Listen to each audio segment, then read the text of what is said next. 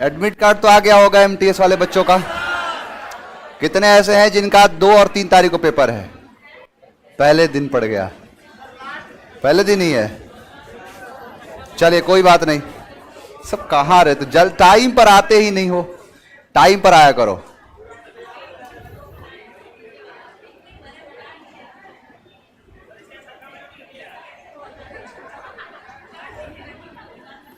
चलिए, good evening, good evening. सी letter चल रहा था हम लोग का, पढ़ उड़ के आए हो कुछ? अच्छा, ईमानदारी से बताना कि 2, 3, 4 दिन छुट्टी हुआ, कितने ऐसे हैं जो एकदम पढ़ाई नहीं किए? देख रहे, घड़े नालायक भरे पड़े हैं। अरे पढ़ाई किए ही नहीं एकदम, काहे वेस्ट कर रहे हो समय? नहीं काम देता है, तुम लोग पढ़ाई को सीरियस लेते ही नहीं हो। मैं कोई काम नहीं आता, कोई काम नहीं आएगा।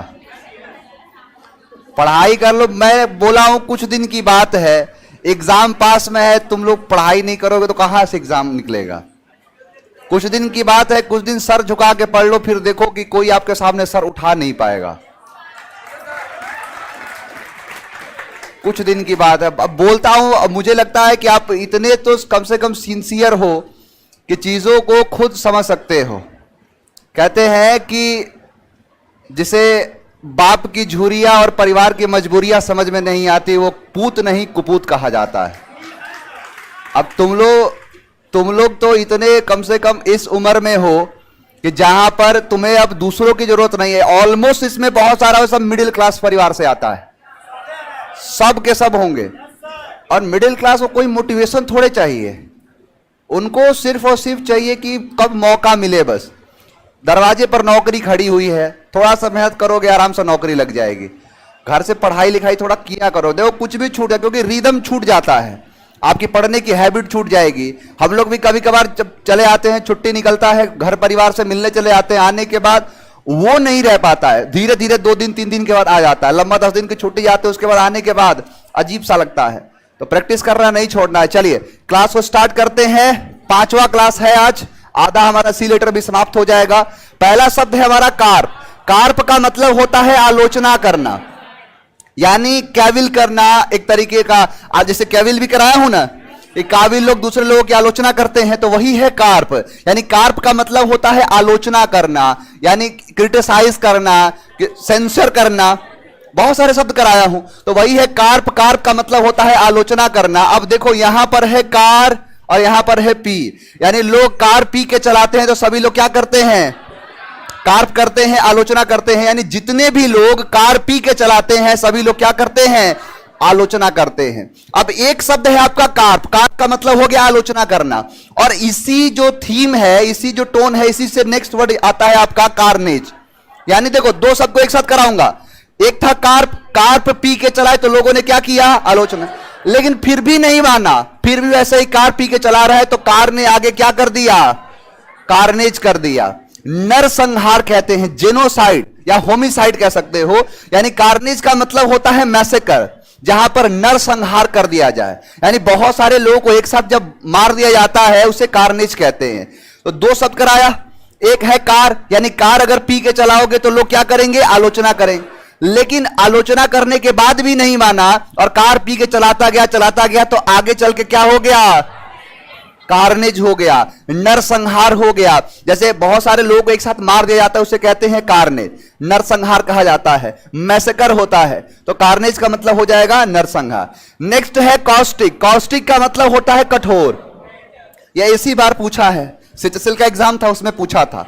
कॉस्टिक का मतलब होता है जो कठोर हो, हार्श हो, स्टर्न हो, सख्त हो, उसे कहते हैं कॉस्टिक। यानी कॉस्टिक का मतलब होता है जो कठोर होता है, सख्त होता है। और कॉस्टिक में देखो यहां पर दिख रहा है कष्ट, यानी कष्ट क्या बड़ा आरामदायक होता है। यानी कष्ट हमेशा क्या होता है? कॉस्टिक होता है, जो कठोर होता है, स्टर्न होता है। यानी कष्ट जो होता है वो क्या होता है? कॉस्टिक होता है, यानी कठोर होता है, सख्त होता है। तो कॉस्टिक का मतलब है कठोर। नेक्स्ट है सेलेरिटी। सेलेरिटी का मतलब होता है तेजी से।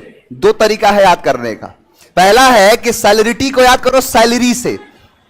जैसे मान के चलो कोई कमाया, महीने की सैलरी आई, और महीने की सैलरी आती है तो बहुत तेजी से खर्च हो जाता है। यानी सैलरी जब आती है तो वो सैलरिटी तरीके से खर्च हो जाती है।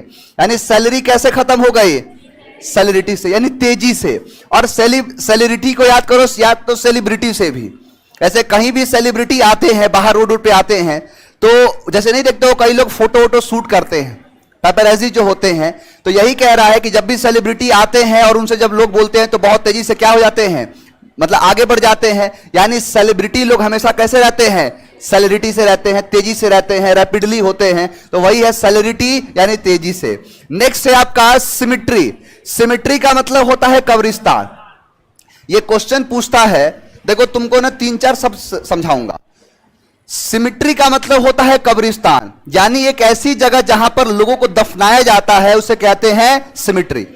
देखो बहुत सारे शब्द होते हैं, जैसे आप ऐसे मान लो कि 2-3 तरीका होता है लोगों का अंतिम संस्कार करने का। जैसे आप देखोगे जो क्रिश्चियनिटी है या फिर इस्लाम है, उनके हिसाब से लोगों को दफनाया जाता है। जैसे मर जाने के बाद क्या हुआ कि उन्हें जमीन में दफना दिया जाएगा, ये तरीका। और वही हिंदुइज्म की बात करो तो वहां पर अस्थियों को पानी में मतलब जो है प्रवाह किया जाता है, लेकिन उससे पहले जलाओगे तब तो अस्थि निकलेगी, तो उसके लिए जलाया जाता है। अब क्वेश्चन पूछता है दो, एक होता है जहां पर लोगों को दफनाया जाए, उसे कहते हैं सिमिट्री, और मॉर्चुरी का मतलब होता है जहां पर लोगों को क्या किया जाता है? जलाया जाता है। तो मॉर्चुरी उसे कहेंगे, ये है आपका सिमिट्री। ग्रेवयार्ड कहा जाता है, यानी ग्रेव का, देखो ग्रेव का मतलब ही वही है, तो ग्रेवयार्ड जो जगह, यार्ड का मतलब होता है एक एरिया, जहां पर दफनाने का एरिया, उसे ग्रेवयार्ड कहेंगे, वही होता है सिमिट्री।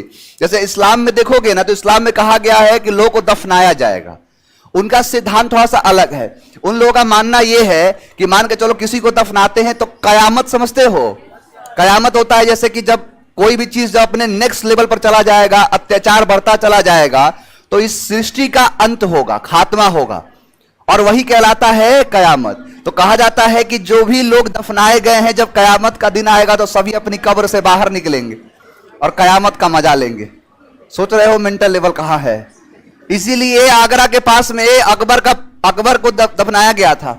जाट वाले बिदक गए, निकाल के फूंक दिया और कहा कि अब तो अकबर कयामत के दिन तक नहीं रहने वाला। तो यही जो होता है दफनाने की जो जगह होती है उसे कब्रिस्तान कहते हैं, सिमिट्री कहते हैं। यानी सिमिट्री का मतलब होता है कब्रिस्तान। अब देखो यहां पर है मिट्टी और यहां पर है सी, यानी जो सिमिट्री होता है वो मिट्टी सी होती है। वहां पे आसपास की जगह क्या होती है? मिट्टी होती है। तो यानी मिट्टी सी जगह को क्या कहते हैं? सिमिट्री कहते हैं, कब्रिस्तान कहते हैं, ग्रेवयार्ड कहते हैं। तो वही आपका सिमिट्री। सिमिट्री का मतलब क्या है? कब्रिस्तान, ग्रेवयार्ड। अब यही चीज क्या कहा जाता है? सिमिट्री। जितने भी देखोगे ना आप, जैसे देखते हो कब्रिस्तान जो एरिया होता है जहां पर लोग को दफनाए, लोग जाने से डरते हैं। उस जगह पे देखोगे तो लोग जाना तक पसंद नहीं करते हैं। तो वही कहलाता है सिमिट्री। नेक्स्ट है आपका सिविलरी। तो सिविलरी का मतलब होता है वीरता। यह भी क्वेश्चन पूछा है। तो सिविलरी का मतलब है शौर्यता, गैलेंट्री कहते हैं। जैसे आप देखोगे ना कि बहुत से अवार्ड दिए जाते हैं। भारत का जो सेना मेडल होता है, एक जो सेना मेडल होता है, जो वीरता पुरस्कार दिया जाता है, और एक सिविलियन अवार्ड दिया जाता है। एक तो है गैलेंट्री जो अवार्ड दिया जाता है वीरता के क्षेत्र में, जो भी फौज के लोग होते हैं उसमें सबसे बड़ा पुरस्कार होता है परमवीर चक्र, होता है ना, सबसे बड़ा पुरस्कार है। लेकिन याद रखना कि यह परमवीर चक्र तो दिया जाता है जब लड़ाई चल रहा उसमें, तो परमवीर चक्र, उसके बाद महावीर चक्र और उसके बाद वीर चक्र, 3 होते हैं खास करके। और यही आ जाओ तुम शांति के काल में, सबसे बड़ा पुरस्कार अशोक चक्र होता है। और यही चले जाओ हायर सिविलियन अवार्ड में, तो सबसे बड़ा पुरस्कार भारत रत्न, सबसे बड़ा भारत रत्न दिया। तो वही चीजों कहते हैं सिविलरी, यानी जिसके अंदर जो वीरता देखी जाती है वही क्या कहलाता है? सिविलरी। आप सिविलरी को याद करो श्रीवली से, कि श्रीवली कौन सा? पुष्पा, एक मंदिर है बहुत बड़ा, बोलो